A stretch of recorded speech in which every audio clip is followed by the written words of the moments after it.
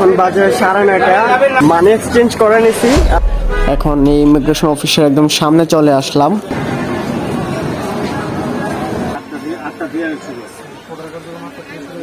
ট্রেনের ভেতরে কেমন আছে এটা দেখাবো। Give it to me like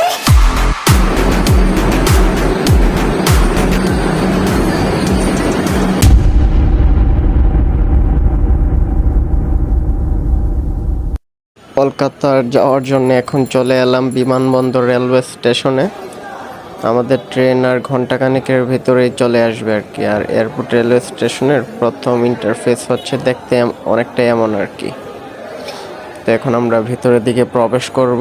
তো ভেতরে প্রবেশ করে আমরা আমাদের ট্রেন আসলে আমরা চড়ে যাবো আর কি। ট্রেন আসার আগ পর্যন্ত এখানেই অপেক্ষা করব। এখানে দেখুন কত মানুষ এখানে অপেক্ষা করতেছে আর কি, যার যার গন্তব্যে ট্রেন আসবে আর কি, সেজন্য যাবে আর কি। উপরের এই ডিসপ্লেতে দেখাচ্ছে কোন ট্রেন কয়টা বাজে আসবে। আসসালামু আলাইকুম প্রিয় ভাইরা, কেমন আছেন সবাই? আশা করি সকলে ভালো আছেন। অনেকদিন পর এই ব্লগ করতে যাচ্ছি। তো আমরা কলকাতা যাব। তো কলকাতা যাওয়ার জন্য চলে এলাম এয়ারপোর্ট রেলওয়ে স্টেশনে। আমাদের ট্রেন হচ্ছে বেনাপোল এক্সপ্রেস, যা বেনাপোল পৌঁছাবে। তো আমাদের ট্রেন আসতে 11:45 মানে 11:15টার দিকে এটা প্ল্যাটফর্মে চলে আসবে আর কি। তো আমার এই ভিডিওতে কলকাতা পুরো ব্লগ এই ভিডিওতে আমি কভার করব। ট্রেন আসার কথা ছিল 11:15টার দিকে, এখন বাজে 12:40। টাইম ম্যানেজমেন্ট নিয়ে আমি বেশ হতাশ এই ট্রেনে। টিকিটটার প্রাইস হচ্ছে আপনার 485 টাকা। আর আমার এটার শ্রেণী হচ্ছে সুবন চেয়ার। আর 485 টাকায় আমি ঢাকা থেকে বেনাপোল যাব। আর ওইখান থেকে প্ল্যান হচ্ছে যে 10 টাকা অটো ভাড়া করে হয়তো বা ইমিগ্রেশন অফিসে যাব আর কি। তো আপনারা যদি কেউ কলকাতা যেতে চান, বেনাপোল বন্দরে যদি আপনারা যান, তখন আপনারা এই এয়ারপোর্ট রেল স্টেশন থেকেও আপনারা যেতে পারবেন, কমলাপুর থেকেও যেতে পারেন। কিন্তু এই এয়ারপোর্ট রেল স্টেশন আমার কাছে ছিল আর কি, আমি যেখানে থাকি। তো ওইখান থেকে আমি টিকিটটা করছি 485 টাকার মতো নিছে। আপনারা চাইলে অনলাইনেও কাটতে পারেন, সেক্ষেত্রে হয়তো বা 20 টাকা বা কিছু টাকার মতো হয়তো বা ভ্যাট দেওয়া লাগতে পারে আর কি। তো থ্যাংক ইউ। আমাদের ট্রেন বেনাপোল এক্সপ্রেস এইমাত্র চলে আসছে। তো দেখতে মোটামুটি ফ্রেশ আর সুন্দরই দেখা যাইতেছে বেনাপোল এক্সপ্রেস। এখন ঢুকে দেখি আসলেই কেমন বেনাপোল এক্সপ্রেস ট্রেনটি। আর এখন বাজে 12:45, এটা আসার কথা ছিল 11:45-এ। 1 ঘন্টার মতো লেট হয়েছে ট্রেনটা। আর দেখুন মানুষ এখনই যে যার মতো দৌড়াদৌড়ি লাগানো শুরু করে দিছে আর কি।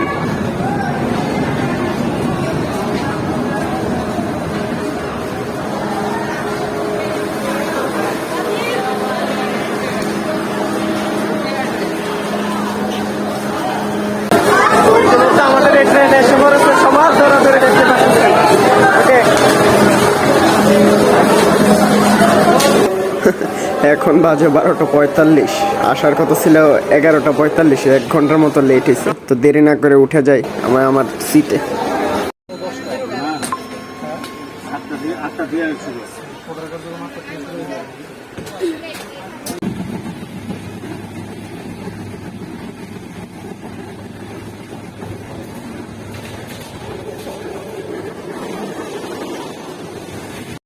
এখন বাজে সকাল 9টার মতো। তো আসার কথা ছিল বেনাপোল বন্দরে আপনার 8:30টার দিকে। ট্রেন অনেক লেট করতেছে আজকে আসতে। আর রাতে তেমন ঘুম হয় নাই, আধা ঘুম হয়েছে, চোখে এখনো ঘুম ঘুম ভাব আছে আর কি। তো এখন আমরা যাব বেনাপোল বন্দরে, ওইখান থেকে ইমিগ্রেশনে যাব।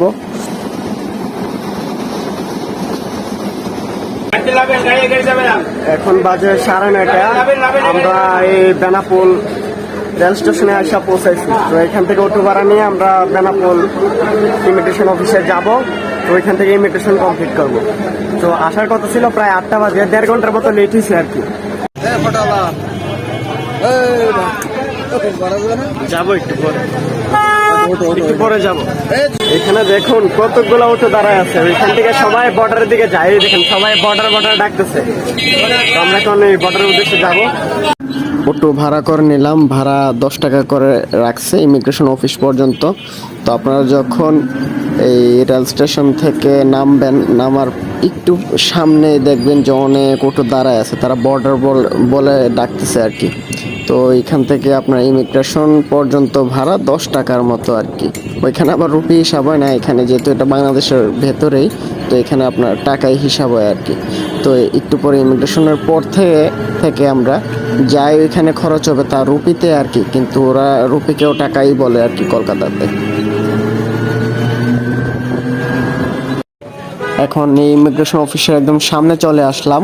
এখান থেকে কলকাতা 85 কিলো আর দিল্লি প্রায় 1500 কিলোর উপরে। আর একটা ট্রাভেল এজেন্সি থেকে দেখি কিছু ডলার যদি নেই। আর এখানে বসে বসে ইমিগ্রেশনের কিছু ফর্মালিটি আছে, ওইগুলো ফিল আপ করলাম। ওইগুলো ফিল আপ করে এখন জমা দিয়ে দিব আর কি, আর চলে যাব এখন ইন্ডিয়াতে।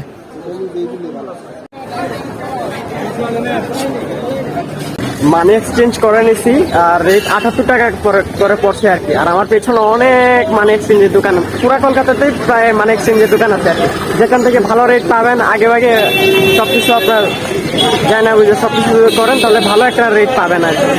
তো এখন আমরা আপনার যাবো বনগাঁও রেল স্টেশন।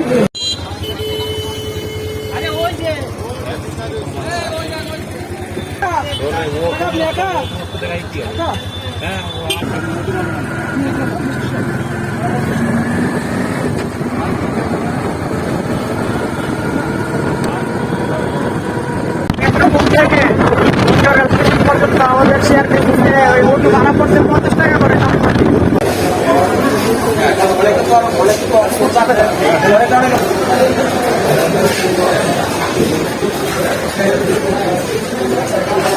এখন আমরা চলে আসছি বনগাঁও রেলওয়ে স্টেশনে। এখান থেকে আমরা টিকিট কাটলাম, আর এই টিকিটের ভাড়া পড়ছে জনপ্রতি 15 টাকা করে। আমরা দমদমে নামবো আর কি, দমদম জংশনে।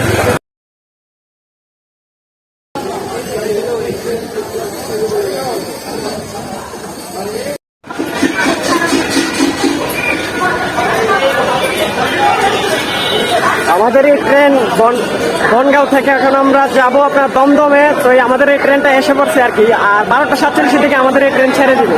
তো এখন দেখে আপনাদের এই ট্রেনের ভেতরে কেমন আছে এটা দেখাবো।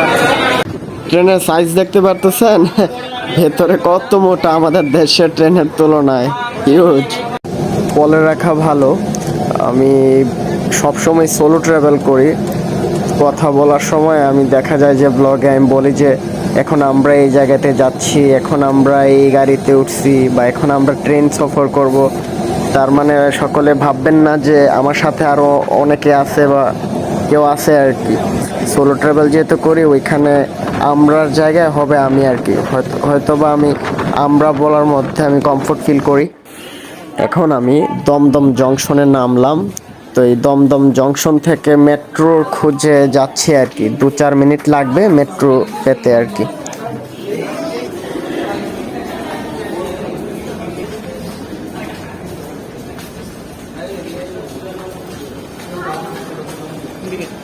টিকিট শুনতে এদিকে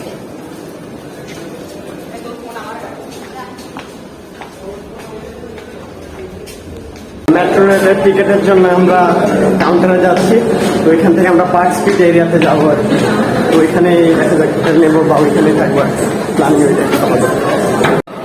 মেট্রো কয়েন মাত্র 10 রুপি, দমদম থেকে পার্ক স্ট্রিট এরিয়া পর্যন্ত।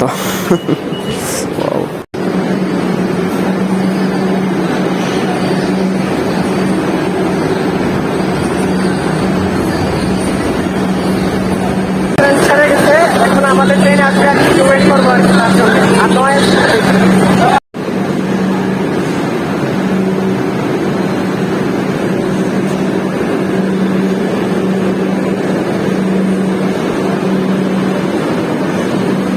আবার আরেকটা মাপ দিবেন।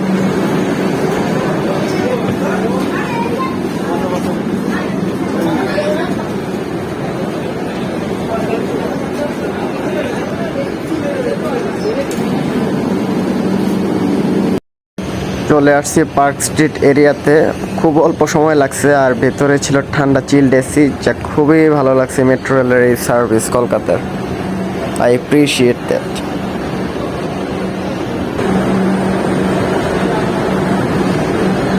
এটা হচ্ছে নিউ মার্কেট এরিয়া, এইদিকে হোটেল নেওয়ার প্ল্যান আছে।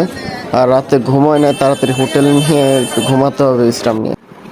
একটা মিনি ওয়ার্ড্রপ, একটা কচ, তারপর জুতো রাখার জন্য যথেষ্ট স্পেস, আর আমাদের এই সুন্দর এই বেডরুম, আর এসি তো আছেই। তাছাড়া একটা মিরর আছে এখানে, সুন্দর জিনিসপত্র রাখার, আর বাথরুমও যথেষ্ট ফ্রেশ, টিভিও আছে। এই সকল কিছু এভরিথিং সব মিলিয়ে পার নাইট 1300 রুপি। আর রুমটা একদম টাইলস করা, টাইলসে সুন্দর টাইলস দিয়ে ডেকোরেট করা রুমটা। তো আমরা আমাদের এই আলসানা হোটেলে আমরা যা যা পাচ্ছি, আপনার ওয়াইফাই আছে, বাট ওয়াইফাই খুব একটা বেশি ফাস্ট না, মোটামুটি নর্মাল। আর এসি বেশ ঠান্ডা। আর তাছাড়া আপনার এই যে কোনো সময় যে সার্ভিসের জন্য যদি ফোন দেওয়া হয়, মানে বেশি সময় লাগে না, খুবই ফাস্ট চলে আসে আর কি। এখন খাওয়া দাওয়া করে বিশ্রাম নেব। তো আজকের জন্য এইটুকুই। Thanks for watching.